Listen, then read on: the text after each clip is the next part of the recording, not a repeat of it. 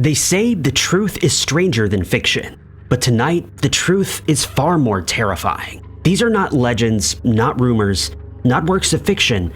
These are real cases, real lives, and real terror. What you're about to hear will make you question just how well you really know the world around you. These are the top 5 most insane true crime stories.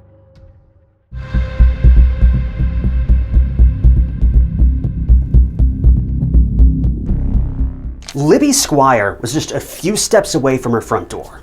She was returning home after a night out with friends, but then she was gone. The 21-year-old woman was kidnapped from her own front lawn. Women in the area were already terrified. There'd already been a string of crimes against women in the area recently, and now it was feared that Libby had become a victim too. But no one could have known just how right they were.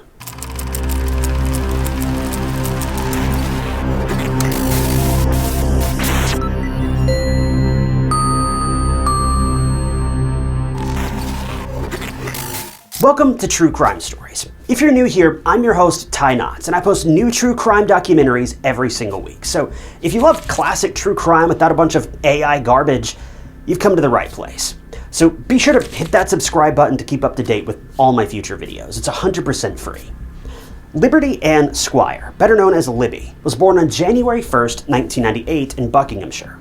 She was the oldest of 4 siblings and had an amazing relationship with her parents, Lisa and Russell. Libby was defined as a fun girl to be around. But even though Libby had an amazing group of friends, she struggled a great deal in high school. She battled with anxiety and depression and struggled with body image issues, even battling an eating disorder at one point. Libby was in a tough spot in high school, but she didn't give up. She picked herself back up and spent a lot of time getting her life back on track. This prompted Libby to pursue philosophy as a major in university.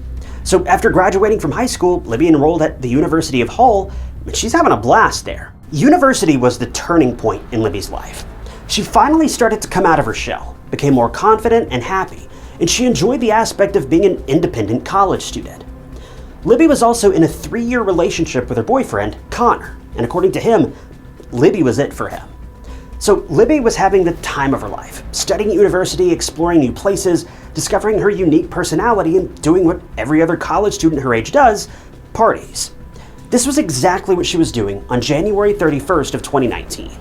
It's bitterly cold in Hull in December and January, and almost a month after her 21st birthday, Libby made some plans with her friends to have a night out. Libby was at university when she found out that her friends were going out for drinks and dancing in Central Hull, so Libby joined in too. She got dressed in a black skirt and a matching jacket and she went out to meet her friends, but not before shooting a quick text goodnight to her boyfriend, Connor, and then leaving her phone at home. But for Connor, he could have never guessed that this text from Libby would mark the beginning of an enduring mystery. The fun started at around 9 p.m., and the group of friends had a few drinks, caught up on life, and chatted for a long time. Not long after, Libby and her friends made their way to the Welly, which is a nightclub in Central Hull. But Libby was not granted entry. See, the door security at the Welly was instructed not to let over-inebriated people inside, since they would cause a ruckus and likely get in trouble. This was bad for Libby, because she'd had a little bit too much to drink before arriving at the Welly and she wasn't allowed in. Libby was frustrated, but what could she do? She had no choice but to just go home, and her friends hailed her a cab and instructed the driver to take her home. Libby's friends then went back into the club instead of helping a drunk and confused Libby get back home. And this would later become something her friends would regret deeply. Now, I know what you're thinking. A highly intoxicated Libby is in a taxi with a stranger. This doesn't sound good. But the taxi driver was nothing but a gentleman, and he dropped Libby off right in front of her doorstep on Wellesley Avenue at about 11:30 p.m. Libby's friends had already paid for the taxi, so Libby stumbled out of it and the driver drove off. All Libby had to do was take a few steps from the pavement to her front door. But she wouldn't do that. Libby was right in front of her home when she made a U-turn in a drunken stupor and continued to walk down the street. She truly had no idea what was going on, completely alone and abandoned by her friends. In the process, Libby also dropped her house keys in front of the house, which would later be found by her friends. Libby was seen on surveillance cameras walking, or more like staggering and struggling to keep herself upright, half a mile away from home on Beverly Road at around 11:40 p.m. A lot of witnesses saw her. Some even remembered seeing a drunken Libby sobbing and crying in the street. Some people even witnessed Libby falling at one point and struggling to get up, but as far as we know, no one ever really stopped to help her out. But two good Samaritans did eventually step in, but they remembered Libby being very agitated and angry and refusing any help of any kind. So they couldn't do much other than just help her sit on a bench nearby and leave her there. Meanwhile, Libby's friends were at the club, and that was when they noticed something. A lot of time had passed, and Libby hadn't texted them to let them know that she'd gotten home. Now, they knew that Libby was drunk, but she always made sure to let her friends know when she reached home, so that they wouldn't worry. Well, that was when they started to do just that, worry. They were terrified that something had gone wrong, and this was why Libby hadn't texted them. They tried calling her phone, but if you remember, Libby had left it at home. We already know she wasn't home by this point, but her friends didn't know that yet, which is why all of her calls went unanswered. Libby's friends immediately ran out of the club and towards Libby's home, and they incessantly knocked on the door while trying to call out to her, but Libby wouldn't answer either her door or her phone. And that was when one of Libby's friends discovered the keys in the snow outside of her house. And that was when their fears took stronger root. Libby wouldn't just drop her keys like that, unless something bad had happened to her. Libby's friends wasted no time, and they got her parents and investigators involved right away. And 21-year-old Libby Squire was reported missing. Luckily, the investigators didn't give Libby's family or friends the typical wait 24 to 48 hours spiel. They were on the investigation from the minute Libby was reported missing. Something was amiss. The detectives initially thought that she'd run away after having a breakdown that night, but they couldn't say this for certain. Sure, Libby had struggled with mental health issues before, but what made her run away? Her parents and friends even claimed that Libby was very happy and she had plans that involved traveling and getting into journalism. She wasn't showing any signs of internal struggle or anything of that sort. So the investigators had no choice but to look around for other answers. The search for Libby was huge. It was actually the largest missing person search in the Humberside Police's history. There were more than 100 police officers actively looking for Libby, looking far and wide in remote areas, abandoned properties, hospitals, rivers, and even drainage systems. The investigators had to go through every single possible location before they could clear it in Libby's search. No stone left unturned. On the other hand, Libby's parents made countless public appeals, pleading with anyone to come forward with information on Libby and where she might be. The detectives were extremely worried for Libby, not just because she was missing, but it was deathly cold and the investigators were scared that she might fall victim to hypothermia, especially since she wasn't wearing pretty much anything to keep her warm. The police even went as far as describing Libby's clothes and making her attire public to help jog people's memories. They received a ton of tips, and the next thing they did was check CCTV cameras. Luckily, there was an abundance of surveillance cameras all over the city and near Libby's house, but the sheer number of cameras also meant that the investigators had to spend a lot of time going through the footage, finding Libby in them, and making a timeline of her movements. The Humberside detectives spent not hours, but weeks and months going through every single CCTV camera. And based on when the taxi driver had dropped her off, the investigators started to look at cameras all over the city of Kingston around 11:30 p.m. And not long after, they found Libby. She was seen walking on Beverly Road, and she was clearly drunk. She was staggering on the pavement, sometimes falling and then getting back up, and the police even saw the two men helping her. But they also saw something else. But this was hours before Libby was last seen. A silver Vauxhall Astra was driving around the same area, and it wasn't just once that investigators saw this car. It seemed like it was driving circles aimlessly. Well, at around midnight, the detectives saw Libby standing by a bus stop, trying to keep herself steady, and that was the exact moment that they saw the same silver car pull up close to Libby. CCTV cameras further showed a man stepping out of the car and even following Libby, first on the pavement across the road from her, and then he ran across the road and joined Libby. From the looks of it, it didn't seem like Libby knew this man, but they were talking. There was no push and pull, no fighting or resistance of that sort. All of this happened when Libby was walking back to the street that led to her house. A few minutes into the man talking with Libby, the two were seen walking away from the street where Libby's house was, and this was not looking good to the police. The investigators then looked at other surveillance cameras to get a close-up of Libby, the man and his car. One camera caught Libby standing by the pavement where the silver car was, and the man in question was sitting in his car with the door open and his legs out. It seemed like they were still talking at this point. The police also realized that there were still cars on the street, and they assumed that the mysterious man was waiting for the cars to leave before he could do whatever he had set his mind on. A few minutes after midnight, at around 12:08 a.m., Libby got into the man's silver car. The man walked up to the driver's side, started up his car, and drove away. Now, since the camera was positioned in a certain way, only part of the car was visible, so the police, or anyone really, didn't know how Libby actually got into the car. Seeing this, the investigators decided to go to the exact area where the camera was, and after a bit of searching, they found something. Libby's watch. It was on the ground and discarded, and this could only mean one thing, and it wasn't good. Libby was likely forced into that car. The mysterious man might have used physical force to drag her into the car, knocking the watch off of her wrist in the process. The detectives also saw the car making its way to Oak Road playing fields around 12:11 a.m., which was a couple of minutes away from Beverly Road.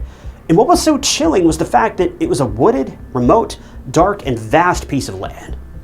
Well, the investigators finally had something. This man, his silver car, and where he was headed with Libby inside. But they still needed more information. So they headed for the very place where the car went, Oak Road playing fields, and where they questioned people about hearing or seeing anything out of the ordinary. Well, someone did come forward. A man who lived near that wooded area was awoken from his sleep by a woman's screams at about 12:15 a.m. This was just a few minutes after the car had pulled into that area. When the witnesses checked outside his window, he saw a man sprinting towards a silver car. The locals felt dread sinking into their bones. Investigators now knew that something terrible had happened to Libby. Finally, the last tip came in, and this was how the investigators caught on to the mysterious man and finally knew who he was. See, the same night, on February 1st, at around 3 a.m., a little over 3 hours since the woman's screams were heard in Oaks Road playing fields, two women were walking down a deserted Beverly Road when they saw a man on the side of the road. They were in the middle of figuring out what to do when this despicable and disgusting excuse of a man traumatized these women by flashing them. These women were extremely uncomfortable, and they scurried past him, but this monster was having the time of his life, flashing himself inappropriately in the middle of the street. When the detectives took notice of the time, they went back to check their surveillance cameras, and sure enough, that creepy man was there. The investigators could clearly see his face and his car, and it was the same car that followed Libby around and that she was ultimately dragged into. After a couple of days, the police hit another jackpot by getting a clearer view of the car's license plate. And finally, they had a name. The man in question was 24-year-old Polish native Paweł Relowicz. So, who was this Paweł guy? Well, he was born in Poland, and in 2015 he moved to the UK. At the time of the case, Paweł worked as a butcher for Caro Food Group at a meat processing plant in Malton, North Yorkshire. He was married to a Polish woman named Jagoda, and the two moved to the UK together. Paweł and his wife had 2 kids together, and at the time of the case, his criminal record was clean as a slate. But that's not the entire truth. His crimes actually just hadn't made it onto police record yet. Paweł, even though he was described as a loving father and a cool guy to be around, was a creep, a pervert, and essentially a peeping Tom. He had some really perverse urges when it came to intimacy and pleasure, and he would indulge in things like voyeurism and inappropriate displays. He would creep into people's windows in people's houses and spy on women, girls, and even couples, which is a whole new level of creepy if you ask me. Paweł also had sticky fingers, and aside from stealing the usual valuables, he would steal women's undergarments, adult toys, and, of course, money. This guy was a real piece of work. What was so infuriating was the fact that he'd been doing all of this since 2017, so not even 2 years into his big move from Poland to the UK, but he was never reprimanded or arrested for any of his crimes. Even though women who were terrorized by Paweł reported the incidents and even fingerprints and DNA samples were taken, they didn't match anyone in the system. And this was what led Paweł to become emboldened. He was certain that he would get away with his crimes, and that made him arrogant. It turned out that Paweł lived very close to Libby, and he'd even committed a lot of non-consensual sex crimes like flashing himself in inappropriate displays in front of women on Libby's street. So even though Powell never practiced his twisted dark fantasies in personal life, as far as we know, he was still a predator and made women feel terrified and uncomfortable. This was why police decided to arrest him on suspicion of taking Libby's life. All of the pieces fit. He had motive, means, opportunity, everything. So now it was time to question Powell, and initially he denied knowing Libby. But when he was shown the footage of him following Libby, Powell, in true suspect fashion, changed his story. He told the investigators that he was trying to help Libby that night and that he left her alone after dropping her off at Oak Road playing fields, which was obviously a lie. While keeping Powell in custody on suspicion of murder and more than 10 sexual offenses, the detectives still searched for Libby everywhere. The case was taking a dark turn. As much as anyone didn't want to admit it, Libby had likely been a target of Powell that fateful night. Well, it was almost 2 months into Libby's disappearance on March 20th, 2019, when a fisherman in the Humber estuary found something. It looked like something floating in the water. When the investigators arrived, they retrieved the mysterious object that was floating, and sadly, it was a human body. Around the neck was a necklace with the letter L on it. Forensic reports positively identified the body as that of 21-year-old Libby Squire.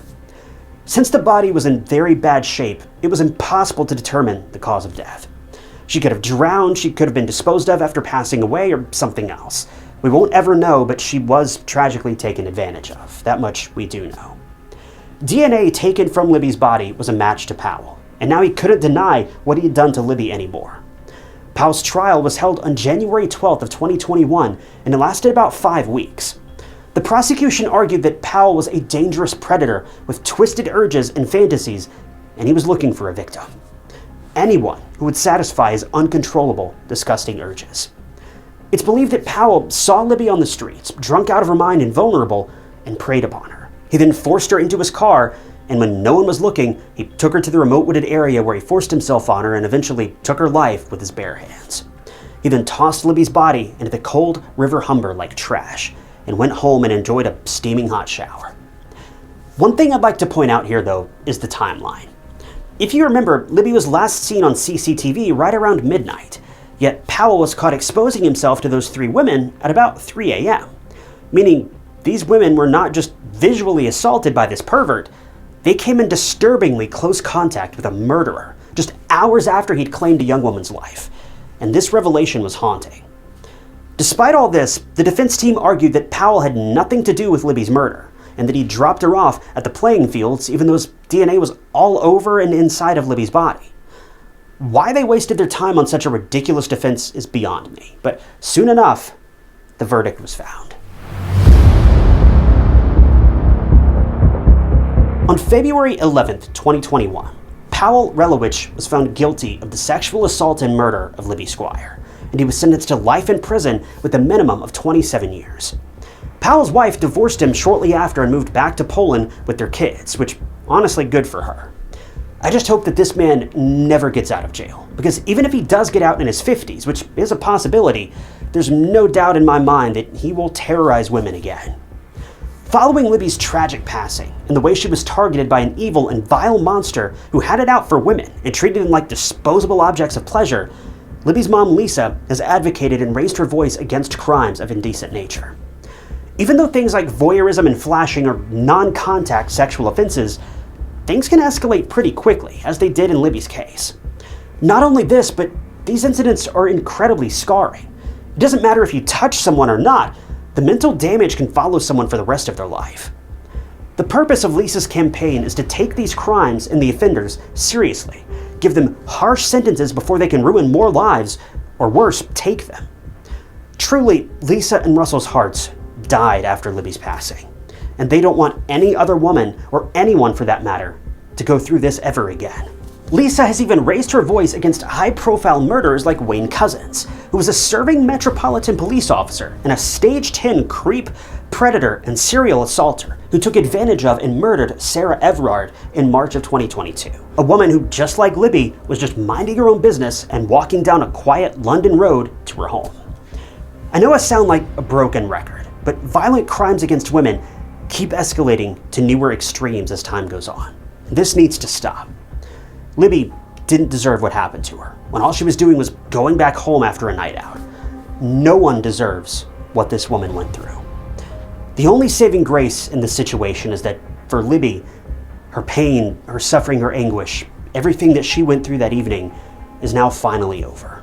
But now her family is the one who has to bear the burden of this grief, this resentment, and the undying hatred for a man who took an innocent woman's life and the decades that she had left to spend with her loved ones.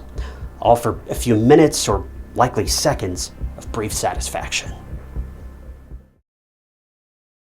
If you're like me, picking out a new pair of glasses can be pretty difficult, but it doesn't have to be. That's why I partnered with Pair Eyewear. Pair offers an incredibly unique approach to eyeglasses.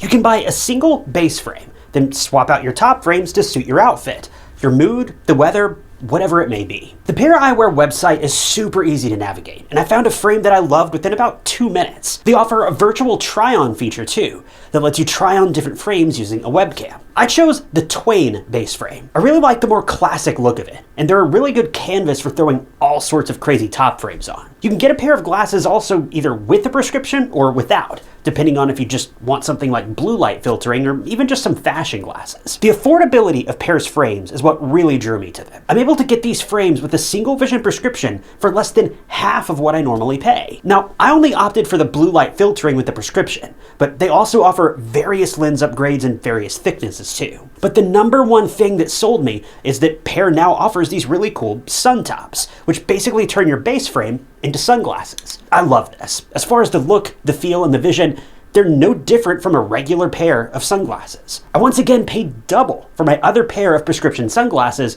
but these are just as good, if not better. Now, I chose some pretty tame top frames, but they've got some wild ones as well if that's more your thing. I started off with these tortoise top frames, simply called the Tortoise, but I also threw in the polarized black sun top as well as the pumpkin garden, which is kind of Halloween themed. I think the polarized black sun top is my favorite at the moment, just because it gives you some versatility in how you can wear your glasses. Ordering from Pair Eyewear is about as easy as it gets. Everything's online, so you don't have to be bothered by employees at a brick and mortar store. Their customer service is the best around. And the icing on the cake is the A Pair for a Pair program, where Pair helps to provide glasses to children in need. Click the link in the description or scan the QR code on screen for 15% off your first pair. You won't be disappointed.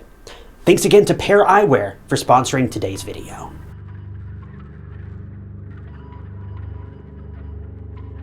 It was sometime after 3 a.m. on July 3rd, 1996, when Dana Rawlings was driving down the road with his friends. He just packed up after DJing at a club, and after dropping off some of his friends, he was just looking forward to a peaceful night's rest. Ferry Reach Road was dimly lit, and Dana was heading down the quiet street when his headlights caught something in the distance. His initial thought was roadkill, but something told Dana to take a closer look, so he did. What he saw would change his life forever. Someone was struggling to hold on to their life, but it wasn't an animal. It was a young girl curled up in a ball trying to speak, but her words wouldn't come out. She was crying. Tears were streaming down her face, and she was looking up at Dana, silently pleading with him to save her. Dana's friends immediately rushed to the nearest phone booth. It was 1996, so cell phones were a rarity. He stayed behind with the girl, and he assured her that everything was going to be okay. The girl continued sobbing, but he just did his best to assure her that help was on the way, and everything was going to be fine. Soon, he heard sirens in the distance, but he also felt the girl's body going cold. And within minutes, Dana knew that she was gone. But what he didn't know was that her name was Rebecca MIddleton. He didn't know that she was only 17 when her life was ripped away from her. Neither did he know that she was in Bermuda on a simple vacation. This is the story of how a vacation in Bermuda went so wrong so fast, and how a young girl named Rebecca got caught in this horrific tidal wave of tragedy.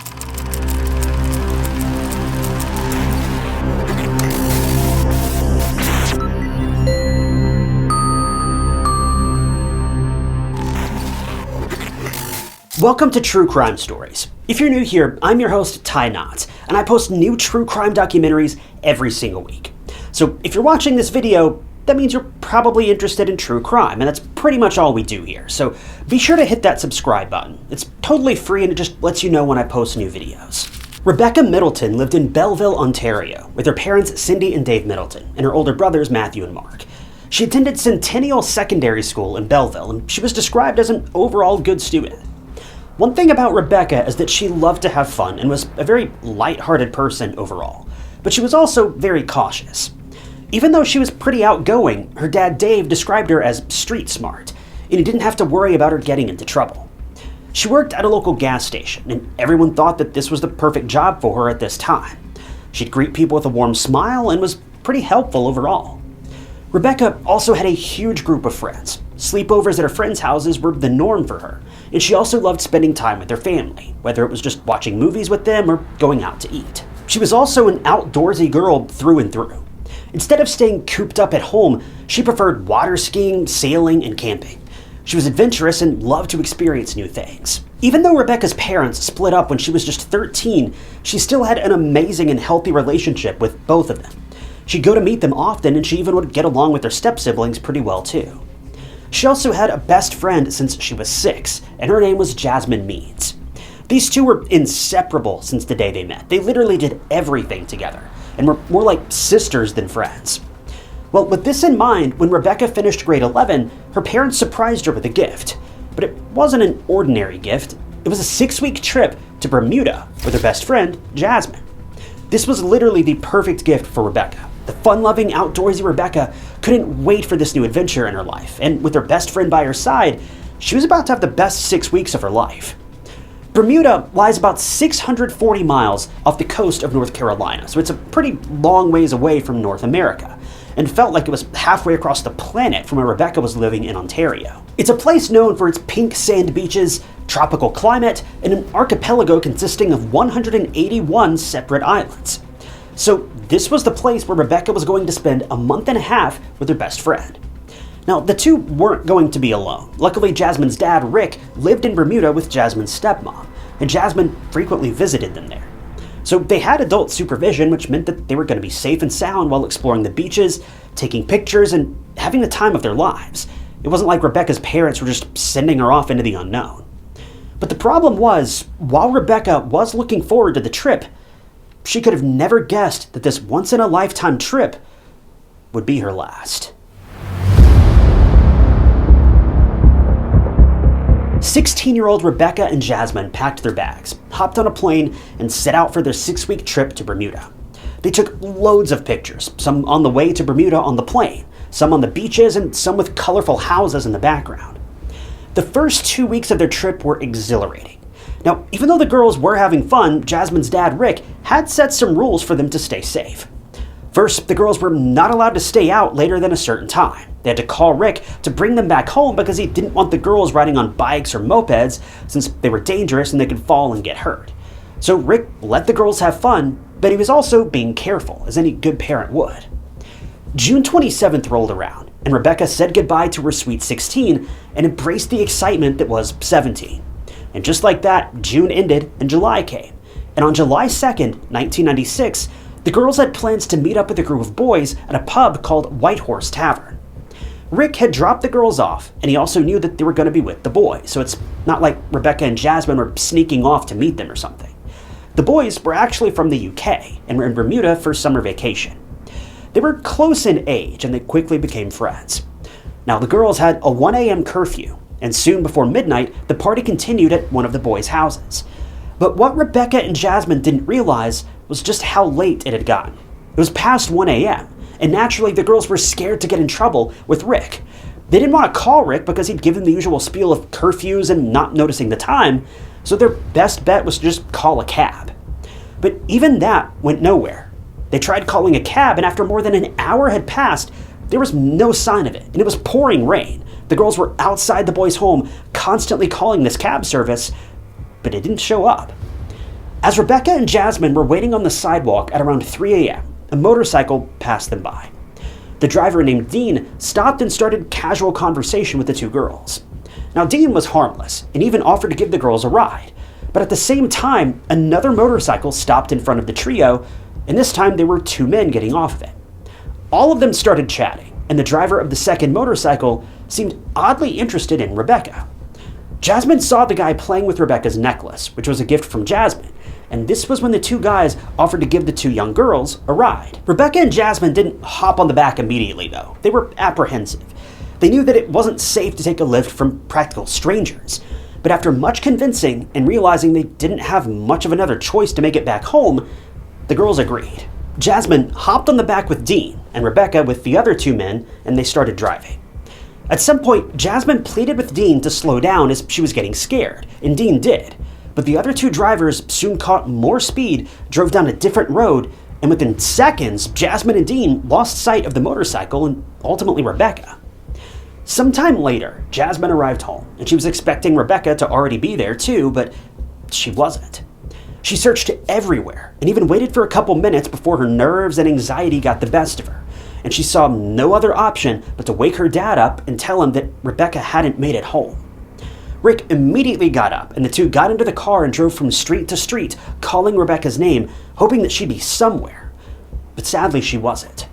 They also passed by an ambulance, and something in Jasmine's gut told her that this wasn't a good sign, but they still didn't stop their search for Rebecca.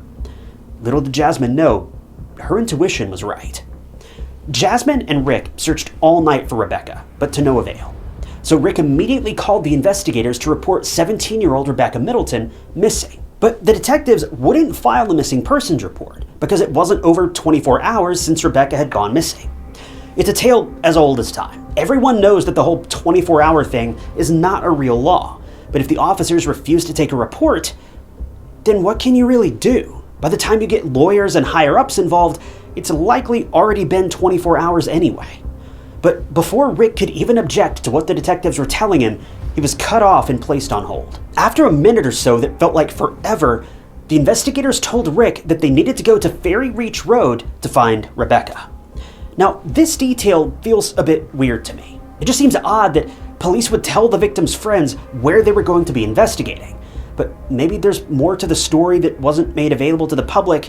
We really don't know. But without hesitation, Rick and Jasmine made their way to their destination, and Jasmine was on pins and needles. She was asking her dad a million questions a minute, and as they reached the area, things weren't looking good. There were police officers, yellow tape, red and blue lights everywhere. Rick ordered Jasmine to stay in the car, and as he made his way towards the police officers, well, let's just say Rick's body was brimming with dread. There was no sign of Rebecca. There was only a large black zipper bag on the ground, and it was a body bag.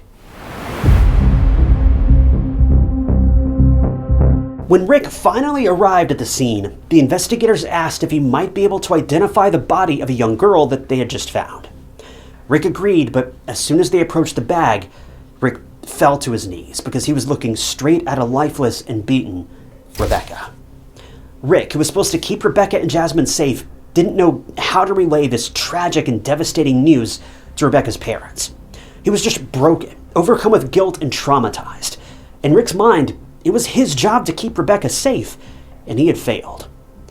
Rebecca's parents were experiencing their worst nightmare come to life. Every parent is a bit iffy about letting their teenage child go on a trip. But to hear that their daughter's life was taken so brutally and senselessly on a trip that was supposed to be a birthday present from her parents, that's the kind of hurt that they can't live down. Rebecca's parents were blindsided, shocked and confused all at once. They couldn't believe what they were hearing, but when reality settled in, that's when they knew their world would never be the same. How did a fun night out take such an eerie turn? Who had done this to Rebecca? And more importantly, who found Rebecca? Well, it was yet another stranger. See, the local DJ named Dana Rollins was driving down Ferry Reach Road at around 3:30 a.m., and something on the side of the road made him pump the brakes. When he approached closer, it was the young girl who was still alive but badly injured. And when I say badly injured, I mean it. There were injuries all over her face and neck, and she was struggling to breathe. This girl, what was done to her was beyond words. Dana remembered the look on the young girl's face. It was bewildered with pain and horror. She couldn't speak, but Dana knew that she needed help. So he put pressure on her wounds while his friends called emergency services. He soothed the young girl and told her to stay with him and that help was on the way. But sadly, she couldn't be saved, and Dana saw the life leave her eyes. There was no pulse, and the young girl had succumbed to her wounds. That was when the detectives and emergency services finally arrived. And remember that ambulance that passed Rick and Jasmine? Well, it was headed straight for Rebecca at that time. The investigators questioned Jasmine to get the timeline of events that unraveled the night that Rebecca went missing. She told them about taking a lift from two strangers on a motorcycle and getting separated. So the investigators knew that those two mysterious men were prime suspects. Luckily, the solo motorcyclist who gave Jasmine a ride, Dean, was able to identify the two men who gave Rebecca a ride. They were 21-year-old Kirk Mundy and 17-year-old Justice Smith. A man also came forward and confirmed that he saw the two bloodied men in the same place where Rebecca's body was eventually found. The man was also able to recognize the two men as Kirk and Justice. So this looks like a pretty open and shut case. There are a lot of witnesses. The suspects have been identified. Rebecca could get justice, right? Well, sadly, the Bermuda Police Department would wreck the investigation and everything after that. And it's really the prime example of one wrong decision after another. Rebecca's body was taken for an autopsy, and the results were absolutely harrowing. She had over 30 wounds on her body, and worse yet, she was taken advantage of. To think of what Rebecca must have gone through during her final moments, it's just devastating. The DNA found on Rebecca's body was sent for testing, but this was when the Bermuda Police Department made a grave mistake. Now, don't ask me why, but the police were certain Justice forced himself on Rebecca. The investigators thought that Justice was the aggressor, whereas Kirk was the accomplice. Now, how they came to that conclusion, I seriously don't know. There wasn't any evidence to prove this, but police were just jumping to conclusions for reasons that aren't clear.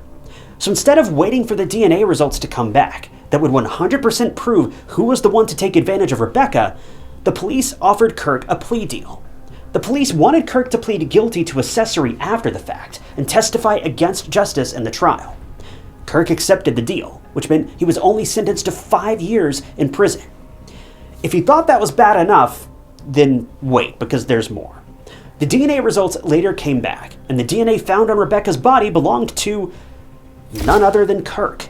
So he was most probably the one who defiled Rebecca. Not Justice, Kirk. But the problem is, police had already signed the plea deal. The trial was already over. So regardless of what Kirk had done, he couldn't be resentenced. To add salt to the wound, because the DNA belonged to Kirk, Justice, the accomplice, was just let go. He was free to walk away without any punishment. The locals were naturally livid. The investigators were messing this up one step after the other, and the public was seething with anger. They didn't want two violent men to receive mere slaps on the wrist for brutally leading a young defenseless girl to death. Locals pressured the police into charging them both with murder, but because of double jeopardy laws, basically one person can't be tried twice for the same crime. So Kirk walked away with a 5-year sentence, and he couldn't be charged again. They couldn't even charge Justice with anything at all because all the evidence against him was circumstantial. Even though there was evidence that the two were involved in Rebecca's horrific attack and passing, there was just no rock-solid evidence, like Justice's DNA, to back these claims. To make matters worse, prosecutors didn't even use Kirk as a witness in Justice's trial as they had originally planned. The judge felt that he wasn't a reliable witness, so the plea deal was all for nothing. This whole thing will just make your head spin. How one police department can make so many incredible mistakes is so far beyond, I don't even know. This is a whole other level of stupid. But what happened at the end of the trial? Well, the defense argued that the case was weak, and all of the evidence was circumstantial, and they successfully managed to convince the jury to just drop the charges against Justice, and that's when he walked away a free man. The Middleton family was crushed by the jury's decision. The justice system had just let one of two murderers walk free without any consequences. Well, I don't even know if you could count the 5 years that Kirk received as a consequence either. But the Middleton family didn't give up. They tried hard to push for another trial, made countless appeals, and went as far as trying for charges of aggravated assault, sexual assault, and kidnapping. They even reached out to Cherry Booth, one of Great Britain's most notable human rights lawyers. But sadly, nothing came of it. The Bermuda investigators literally took an open and shut case, crumpled it up, and shoved it under their incompetence rug, and managed to look people in the eye and say, "Look, we solved a murder case in record time." This was all to keep the police department's name in the good books of people. Well, so much for protecting their image, because everyone was appalled and disgusted by the police's actions from beginning to end. But still, the story isn't over, and it gets worse. Rebecca's mom, Cindy, applied for a payout of $100,000 from the Bermuda police for putting them through the worst possible trauma with their so-called investigation. But how much money did the Middleton family receive in the end? A staggering, mind-blowing amount of $2,840. If you're thinking I'm missing a zero or two, well, I'm not. This is literally how much the police department paid the Middleton family. Their daughter's life and their family's grief was worth less than $3,000. As a way to save face, the Bermuda Police Department worked on digging up more evidence against Kirk Mundy and Justice Smith. And it turns out that Kirk was actually out on bail for armed robbery when he and Justice crossed paths with Rebecca. So these men were proven violent. They had run-ins with the law before the horrific and fatal attack on Rebecca. Now, in the end, Kirk was sentenced to an additional 15 years in prison for that robbery charge. But that's just laughable at this point. 5 years for taking advantage of and murdering a 17-year-old girl, and 15 for robbery? As of present, Kirk Mundy is out of prison, and he was just deported back to Jamaica, where he originally came from.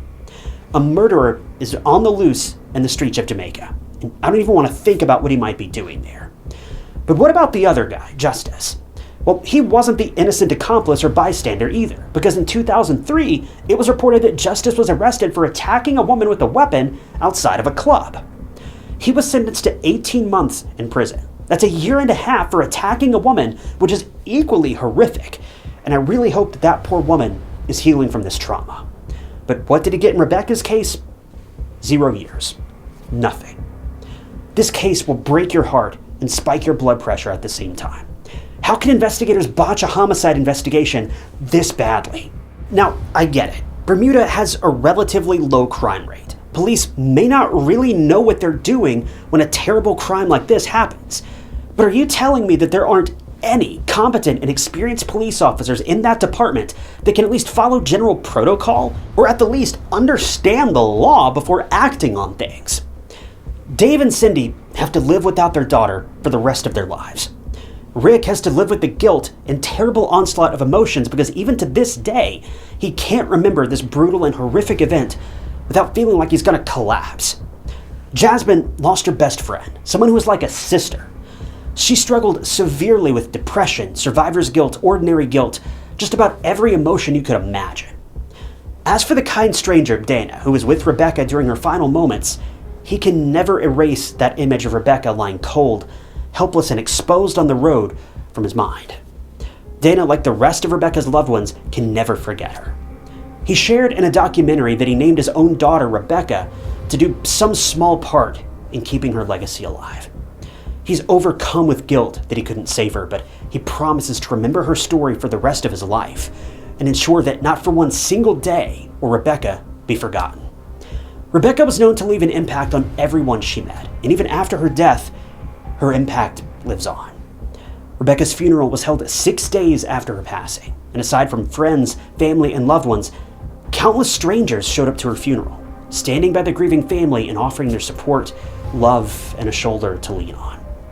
It was so incredibly powerful, the warmth that the community showed to the Middletons. Literal strangers, all coming together just to let the Middletons know they're not alone.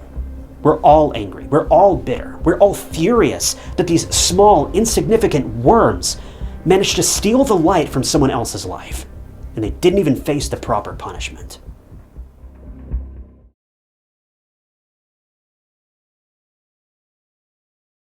When it comes to birthdays, I'm sure there are two ways people feel about them. Either they're happy and excited, or they fall into a pit of depression because they're faced with getting older. Well, 22-year-old Clare Bernal was definitely part of the former club. She was a beauty consultant at Harvey & Nichols, and she and her mom went to Florence, Italy for her 22nd birthday. It was an amazing trip, and suffice to say, it was a much-needed relaxing escape for Clare. But 2 months after this exhilarating trip, Clare was found lifeless on the floor of the place where she worked. When the police were called, they were scratching their heads. Was it a foreign threat? Targeting a bustling and famous place like Harvey & Nichols sounded like the perfect intimidation tactic. But when the police further investigated, it turned out that the attacker was not a threat to national security, but rather specifically to Clare. The terrifying case of Clare Bernal is based on something that you've heard time and time again. But nonetheless, it gets all the more frustrating as the details unravel.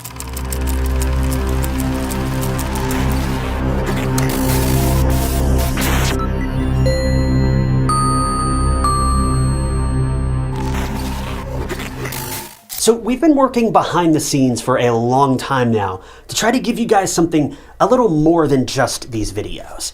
We've been working to come up with something more physical to help the channel and get you guys something in return, and we've finally done it. I partnered with Bonfire to create this incredible new shirt that's available right now. Just visit the link in the description. The design was conjured up by my wife and I. She helps out a ton behind the scenes, and we sent the idea over to Bonfire, and they came back at us with this. Now, I hope you guys don't think this sounds too conceited or something, but truthfully, this is the coolest shirt I own. I don't say that from a place of, look at me, look at this thing I did.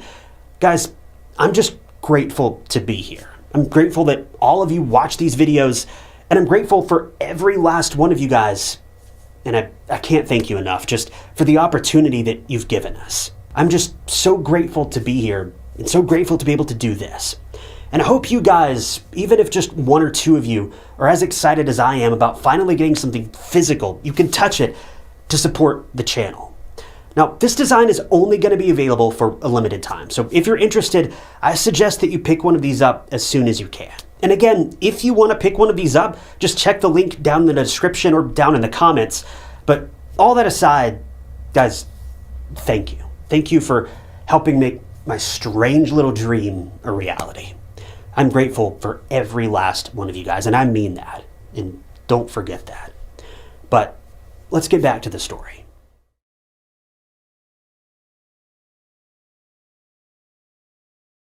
Welcome to True Crime Stories. If you're new here, I post new true crime documentaries every single week. So if you're into that kind of thing, be sure to hit subscribe. It's totally free and it just keeps you up to date with all my future cases. Clare Bernal was born in July of 1983 to parents Tricia and Martin Bernal in Groombridge, Tunbridge Wells in the United Kingdom. Clare attended St. Gregory's Roman Catholic Comprehensive School in Tunbridge Wells, and afterwards she enrolled in West Kent College, where she got a BTEC National Diploma. Growing up, Clare loved to play with makeup, and according to her mom, Tricia, Clare would spend hours in front of the mirror just dolling herself up.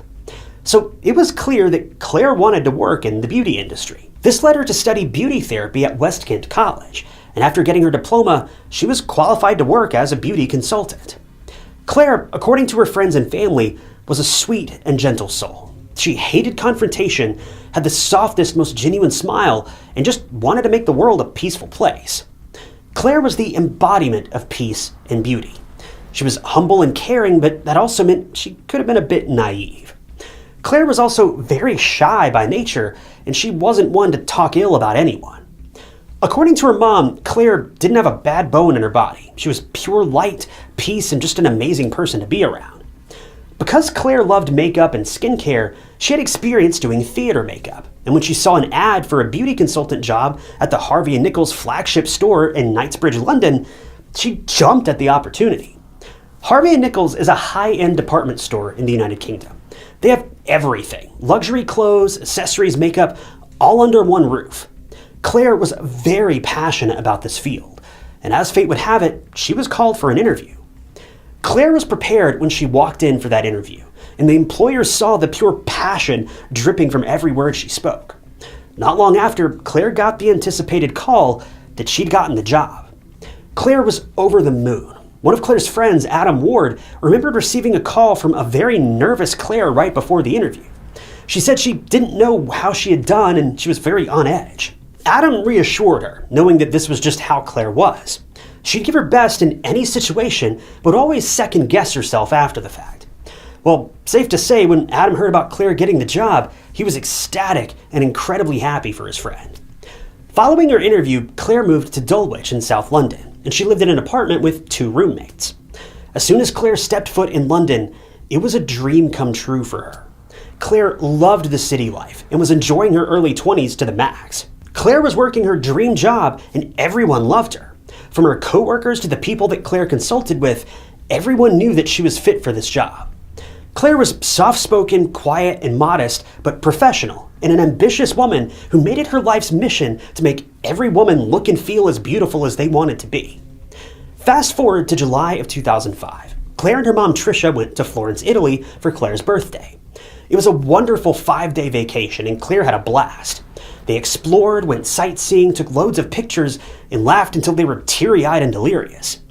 Clare and Tricia were more than just a mother and daughter. They were best friends, and they leaned on each other in times of need. Tricia remembers those days like yesterday, and she looks back on them with a smile on her face, seeing her daughter so happy and carefree. But just 2 months later, someone viciously burst Clare and her family's peaceful bubble, and in the process, Clare lost her life. It was September 13th, 2005, and Clare was looking forward to the end of her shift at Harvey & Nichols.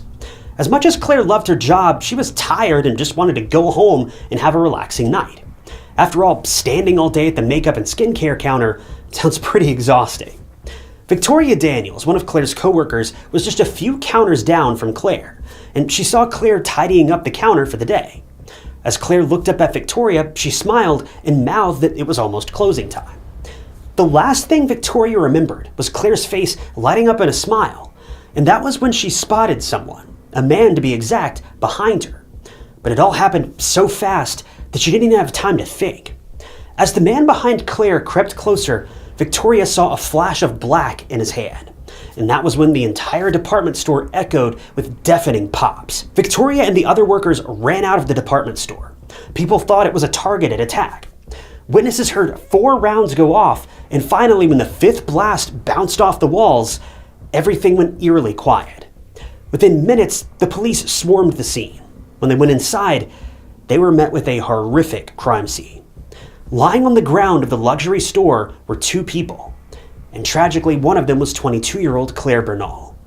The second person was a man. The police didn't know initially who he was, but Harvey & Nichols employees and officials did. It was 30-year-old Michael Petch, the store's own security guard. But the thing is, Michael's wounds were self-inflicted. This painted a very clear picture to investigators. Michael had approached the counter that evening, targeted Clare for whatever reason, and then turned the weapon on himself. All of this was confusing and alarming for the police to hear, but they needed to convey this terrible news of Clare's passing to her family first.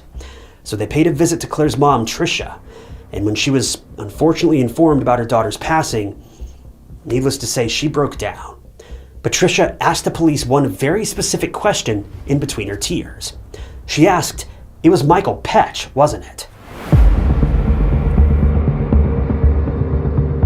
So, besides the police at the crime scene, almost everyone, even Clare's mom, knew who Michael Petch was. And now he'd not only taken Clare's life, but his own as well. So, who was Michael Petch, and why did he attack Clare? Most importantly, how did everyone else know about him, and why was he due to appear in front of a judge? Well, this was the moment when months upon months of torment, fear, and mental torture resurfaced, and it all had to do with Clare. It all started with a chance encounter between Clare and Michael at none other than Harvey & Nichols. Michael Petch was a citizen of both the Czech Republic and Slovakia. He also served in the Slovakian army, but was later discharged for desertion of all things. Michael also worked as a security guard at the United States Embassy, and sometime later, he moved to the United Kingdom, where he now lived in northern London. It was during this time that he got a job as a security guard at Harvey & Nichols in Knightsbridge, the same department store Clare worked at. Michael was also married at one point, but when he moved to London, he was in the midst of a divorce. Michael caught sight of Clare, and he was immediately interested in her.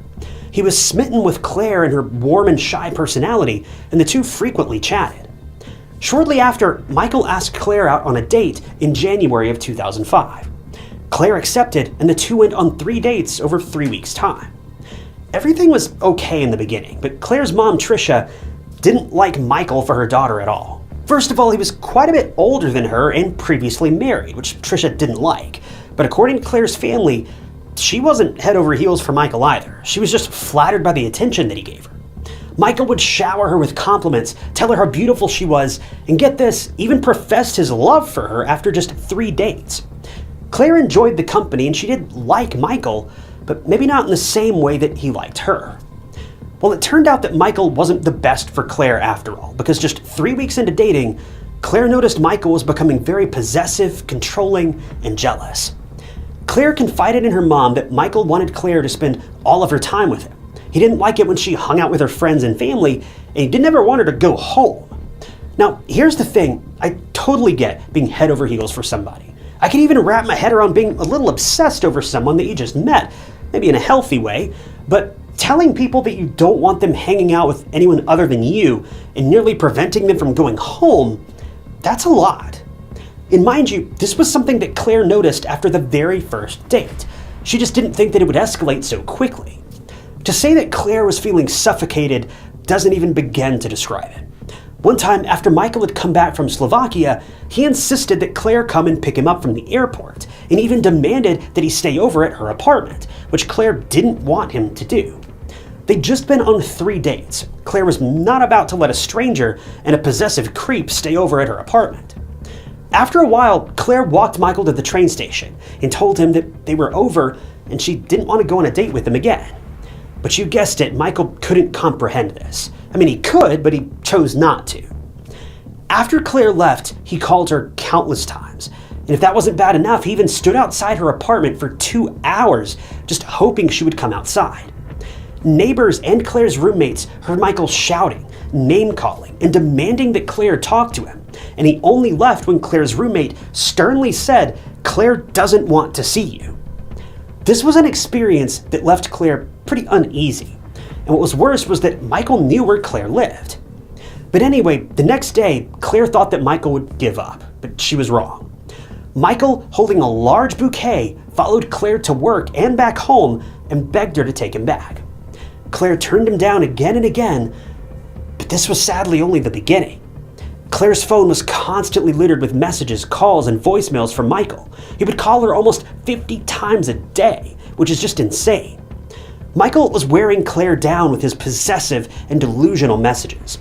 Some of his messages stated, quote, "We're meant to be together. It's our anniversary tomorrow. How should we spend it?" But then came the bombshell. He said, quote, "If I can't have you, no one will." This man was delusional with a capital D. Clare even changed her number at one point, but in typical stalker fashion, he found that out too. And Clare's temporary relief from the bombardment of messages ended with a vicious intensity. Michael also didn't make working at Harvey and Nichols easy for Clare either. He would constantly stare at her through mirrors and windows, and would press other store employees to persuade Clare to talk to him. On one occasion, Clare did talk to Michael, but afterward he pinned her to the wall and professed his love for her, and even went as far as saying that he knew she loved him too. Mind you, this is the store's security guard, so Clare didn't even have anyone to call for help, other than maybe the police. When Clare said that she didn't love him, Michael got extremely angry and screamed in her face, yelling, "Yes you do, you stupid little girl." All of this relentless stalking went on for 2 months, and Clare was starting to get increasingly worried and scared. Michael's actions also caused a lot of problems for Clare at work. She was constantly looking over her shoulder, and she'd clock into work late, and she was just a mess. It was March of 2005 when another very frightening incident happened. Clare was walking back home when she saw Michael following her. She managed to get onto the train, but so did Michael. When the train stopped and Clare got out, Michael followed her like a dark and sinister shadow. At some point, he grabbed her arm, and when Clare threatened to report him to the police, his response sent chills down Clare's spine. Michael said, quote, "If you report me, I will kill you." Clare was frozen in fear, but all Michael did was flash his sick smile, and he got off at the next train station, but not before tormenting Clare some more by staring at her the whole ride. Clare went home and immediately broke down in front of her mom and told her what was happening. Clare's family was just feeling so helpless. They didn't know how to help Clare, who was now losing sleep over the whole thing. Clare just wanted Michael to leave her alone, but now she couldn't even call the police because she feared for her life. But soon, Clare realized that talking to Michael wasn't going to lead anywhere, so she decided to get her employers involved. Finally, after 2 months of enduring Michael's stalking, Clare took the matter to the Harvey and Nichols officials. See, the head of security at Harvey and Nichols was a former police officer, and he for once took Clare's claims seriously. He even used CCTV cameras to monitor Michael, and when he saw the actions himself, he and other team members agreed to move Michael to a different floor, thinking that it was enough to free Clare from Michael's torment. But obviously it wasn't. Michael knew where Clare lived, and he continued his stalking, but when the store officials found out, Michael was suspended. Following this, the security head encouraged Clare to report Michael to the police. Even though Clare was initially hesitant because she was embarrassed and just wanted it all to end, she did contact the police and file a complaint. And this was likely a very big mistake. Michael was eventually arrested, and interestingly enough, he was arrested at work, where he was handcuffed by the police and permanently fired from his job. But what was so eerie was the way Michael was looking at Clare as he was being loaded into the back of the police car. He was shooting daggers at Clare as if it was all her fault. Clare was very unsettled, and she called her mom right after the incident. Tricia said that Clare told her she didn't want Michael to get into trouble, but he wasn't stopping. If he'd stopped, then Clare would have not contacted the police in the first place. And it's just so heartbreaking to see that even after all this, Clare genuinely had Michael's best interest in mind. And it's just a shame he didn't feel the same way. She had every right to report Michael, but she still felt bad. And it's so insane to see that Clare was still trying to solve things with compassion and peace, and it just shows the type of character she had. Clare was by all means an amazing young woman. Meanwhile, at the police station, Michael was questioned, and infuriatingly, he turned the tables on Clare. He said that he was the one to end the relationship with Clare, but she was insistent on staying with him. It was Clare's word against his, and because the police didn't have any evidence other than Clare's statement, you guessed it, they let him go. The police ordered Michael to stay away from Clare. He was forbidden from visiting her house, her place of employment, nor could he be anywhere in the general vicinity of her. But Michael feared nothing, and just 2 days after being released, he was seen outside Clare's apartment waving at her. When the police were called, Michael fled the scene. This happened another time too, but this time he was caught and arrested for breaching his bail conditions. And as he was being taken away, he was smiling at Clare once again, which is just so creepy. Michael was held at Belmarsh Prison for 8 days, and while awaiting trial, he was released on bail yet again while a pre-sentence report was compiled. He was due to appear on September 21st. Michael was granted bail on the condition of not contacting Clare or showing up at her house or workplace. This was bizarre on the police's part. They knew that Michael was never going to stick to the conditions, and he would do anything to terrorize Clare again. Why was he granted bail? That's just beyond me. This woman was so clearly in danger. I've only got 2 guesses about why they did this. Either Clare was so kind-hearted and gentle that she just didn't tell the police the full extent of the stalking, or the officers watching over Michael's case were simply morons. But after getting out of jail this time around, Michael didn't go back to stalking Clare, but he went somewhere else entirely. He booked a ticket to Slovakia, but he wasn't there to meet his family. He went there for firearms training. If you remember, this was around the time when Clare and Tricia went to Florence. They were having an amazing time, but sadly they could never have even guessed that this would be their final holiday together, because Michael was planning something that was beyond evil. Somehow, he was able to travel from Slovakia to the UK with a weapon in his luggage. He purchased this weapon while in Slovakia, and somehow managed to take it out of the country undetected. Just like that, August 31st rolled around, the court date, and Clare was mentally prepared to present evidence in the trial, although she was dreading seeing Michael again. But she got a call from the magistrate court and was informed that Michael had pleaded guilty to the charges against him, and therefore would have no trial. But Michael was allowed to remain free until September 21st, when he would be officially sentenced. Clare was relieved to hear this, but needless to say, it was a bit unsettling that he was allowed to continue roaming the streets until late September. And little did she know, Michael wasn't done with her. Almost 12 days passed by with no torment from Michael, and Clare was feeling happy and free for the first time in a very long time. Before she knew it, September 13th, that was going to be the day when everything fell apart. Michael was no longer stalking Clare. He was just looking for the right time to launch a vicious attack. He was ready to make his words a reality. Michael wouldn't get Clare, and he was going to make sure that no one else would either. Around closing time, it's believed that an armed Michael, under the influence of drugs, made his way into Harvey and Nichols by sneaking through the back door and creeping up on an unsuspecting Clare at the beauty counter. He then aimed at Clare and fired round after round, 4 in total, and tragically ended Clare's life on the spot. He then turned the weapon on himself and pulled the trigger once, ending his life too. This was a very traumatic and gruesome scene because a lot of employees witnessed the attack, and they were left literally scarred for life. Michael Pesch, a delusional and obsessive excuse of a man, couldn't bear Clare's rejection, so instead of just moving on with his life, he decided that she would be the one to pay the price for rejecting him. Following the attack on Clare and Michael taking the coward's way out, everyone was left shocked and terrified.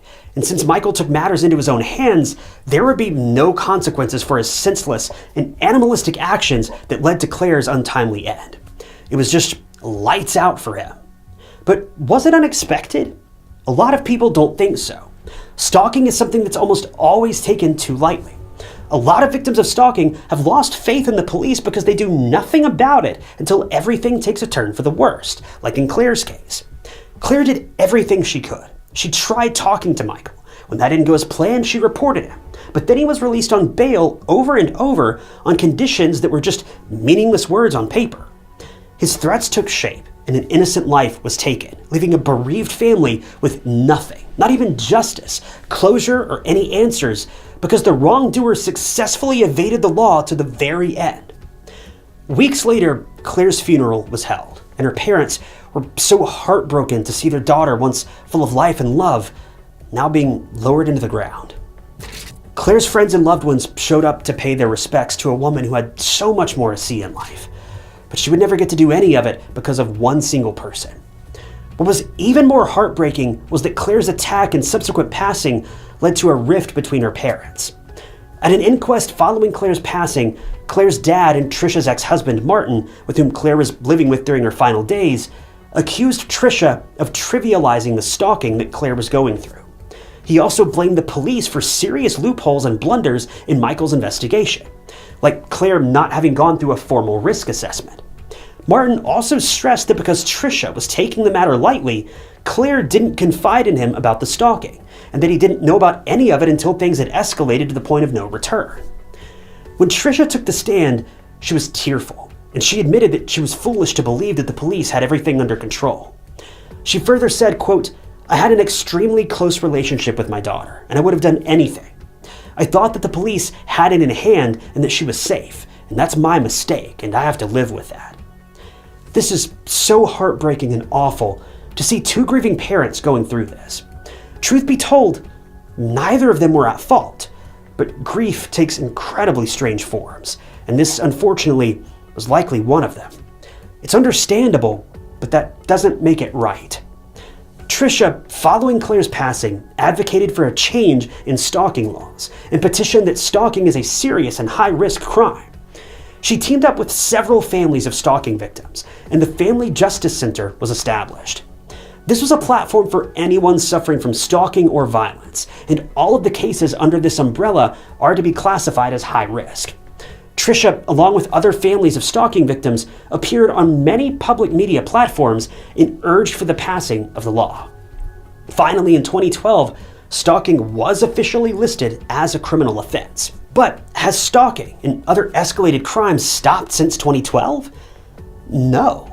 Even though Trisha's work is remarkable, law enforcement authorities still don't take stalking seriously, at least not until something terrible happens to the victims.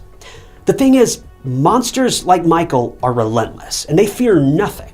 They obsess over someone until their lives are completely paralyzed by fear and uncertainty.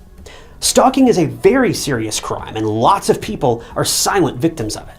They're silent because they know if they go to the police, they won't believe their stories. Or worse, they'll just be told, "There's nothing we can do." This has to change. No one deserves to live their life in fear, and no one has the right to terrorize an innocent person just because they won't bend to their will.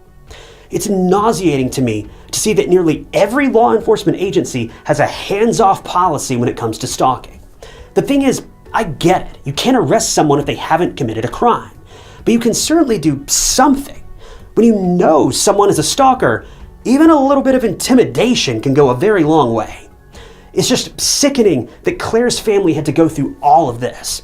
And for what reason? Michael took his own life anyway. He could have just done that in the first place and left Claire alone, but he wouldn't be satisfied until he took everything from Claire and her family.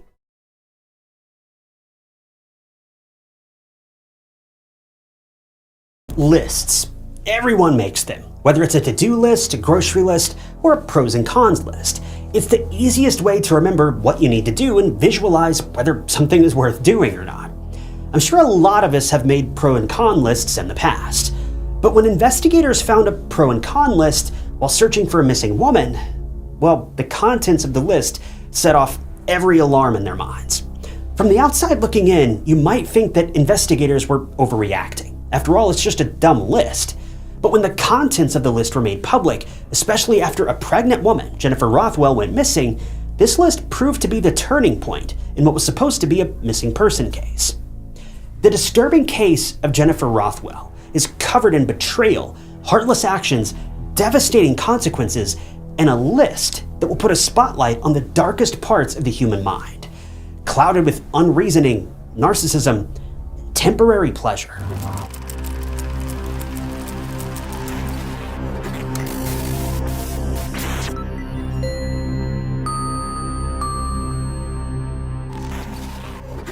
Welcome to True Crime Stories. If you're new here, I'm your host, Ty Knotts. I post new true crime documentaries every single week. No AI narrations, no unnecessary drama, just a victim with a story to tell. So if you're into that kind of thing, hit that subscribe button. It's totally free and keeps you up to date with all of my future videos.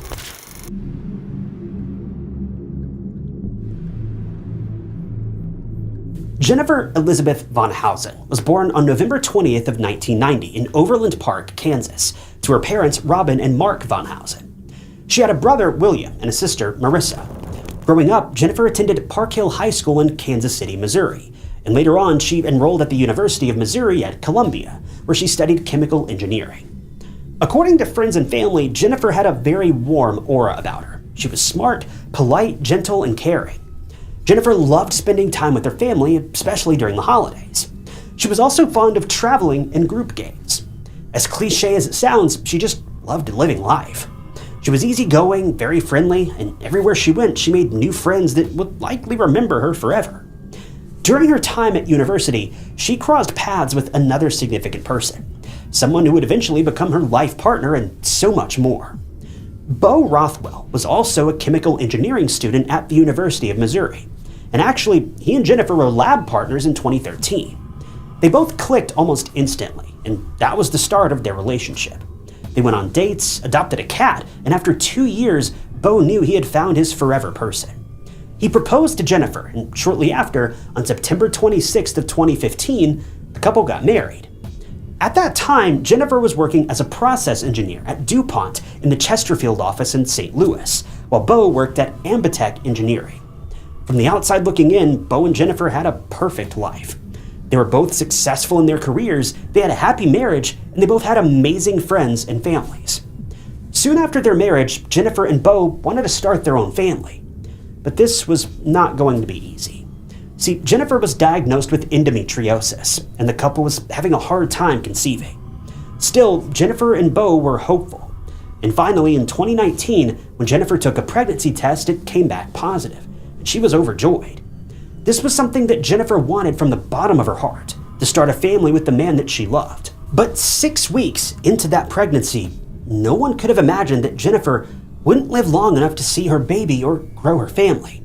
In fact, she and her unborn baby would meet their tragic and untimely end in the most horrific way.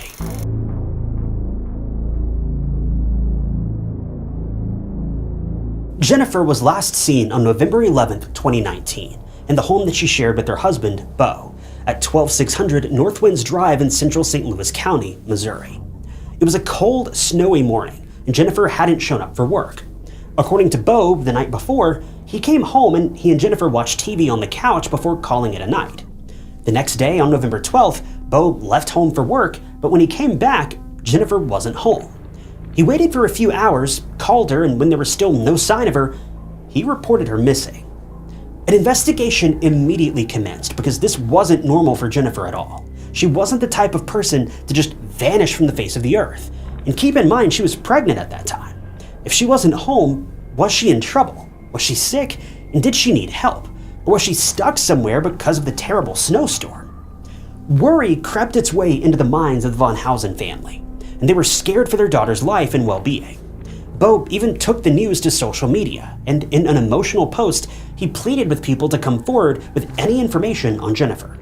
There were also searches held for Jennifer, and Bo was fully engaged in all of them. But nothing came up. On the same stormy night, though, Jennifer's car, a 2011 Hyundai Sonata, was found abandoned. When the police searched the car, only her phone was recovered, but there was still no sign of Jennifer. Now, this was very unsettling for the police. Where could Jennifer have gone without her phone? And that too in such bad weather. At this point, detectives knew for sure that something was wrong.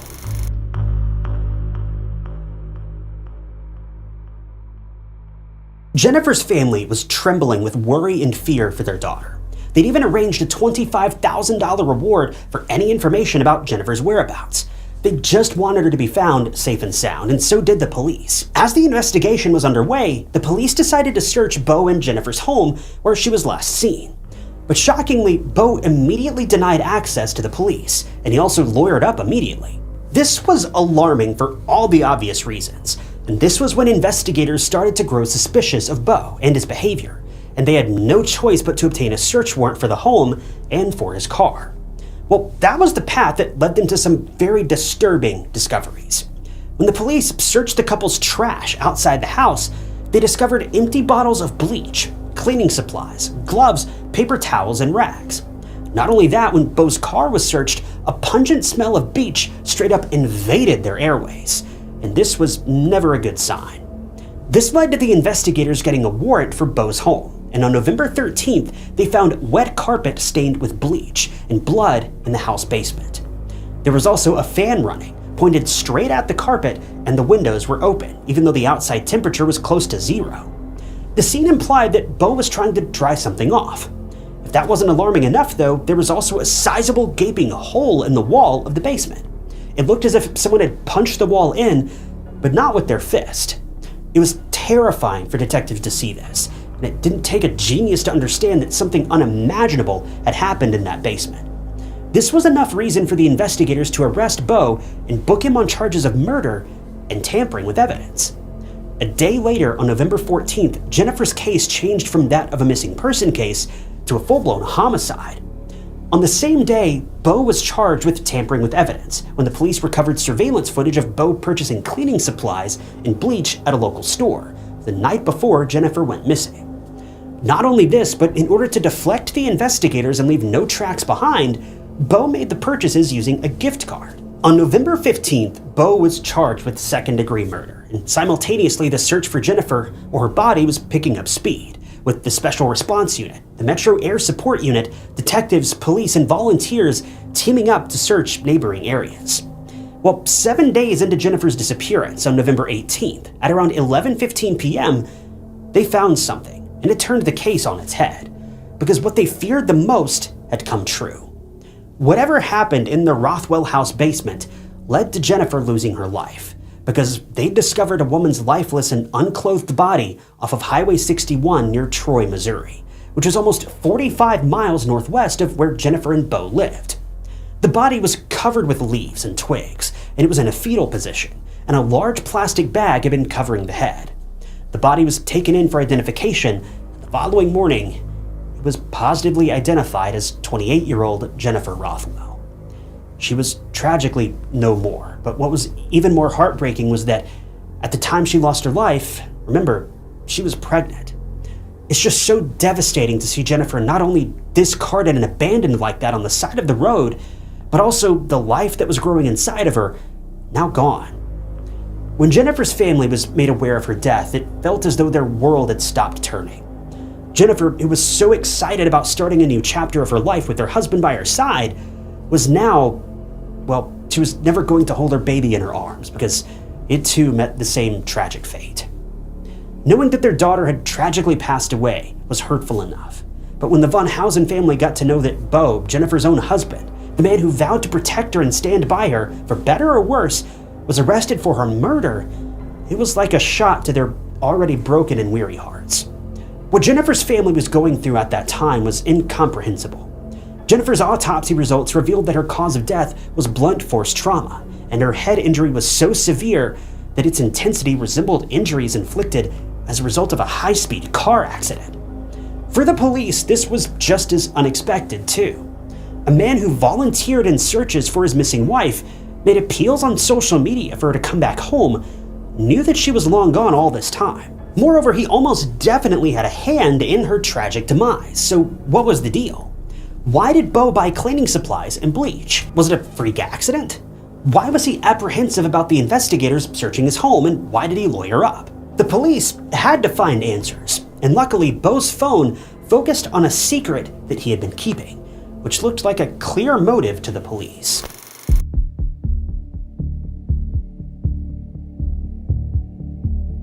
Bo's phone history showed that he was exchanging messages with someone. It was a woman, to be exact, but sadly it wasn't Jennifer. Although her identification has never been made public, it was clear from the tone of the messages that Bo was unfaithful to Jennifer long before her tragic demise. Now, we don't know whether this woman was from Bo's workplace or somewhere else, but regardless, he was cheating on his wife of 4 years. The texts had the same tone that you would expect any person having an affair to have. Bo thought about leaving Jennifer and starting anew with his mistress. They would constantly meet up for physical relations, which is just so nauseating as Jennifer was completely unaware for all this time. Texts between Bo and his mistress even show Bo's depraved thinking. Turns out the two couldn't be together because Jennifer had just disclosed to Bo that she was pregnant. This news put Bo at the crossroads of making a very monumental decision. Either he leaves Jennifer and starts a new life with his mistress, or ends the affair now and carries on with his life with Jennifer. But Bo didn't want to be with Jennifer. The investigators recovered Jennifer's internet search history, and she was seen going onto forums asking things like, "What do you do if your husband is upset that you're pregnant?" It was clear as day to the police and everyone else that Bo didn't want to continue his life with Jennifer, and that when she broke the news about being pregnant, you could safely assume he was anything but happy. Sure, pregnancies can be hard for both people involved, but Jennifer and Bo were on the same page about starting a family, at least before he cheated on her, so Bo had no right to be upset over this news. The two were literally actively trying to get pregnant, yet when it happens, he acts surprised? It doesn't even make any sense. Anyway, texts between Bo and his lover showed that he wasn't happy with the pregnancy. His text stated, quote, "I'm in panic mode. Jennifer took a pregnancy test and it came back positive. I want to be with you instead. I have no clue what to do. And believe me, this is not what I wanted. I feel trapped." You can tell the type of husband Bo is by the tone of these messages. But one message in particular immediately alerted the police. It was an outline of sorts.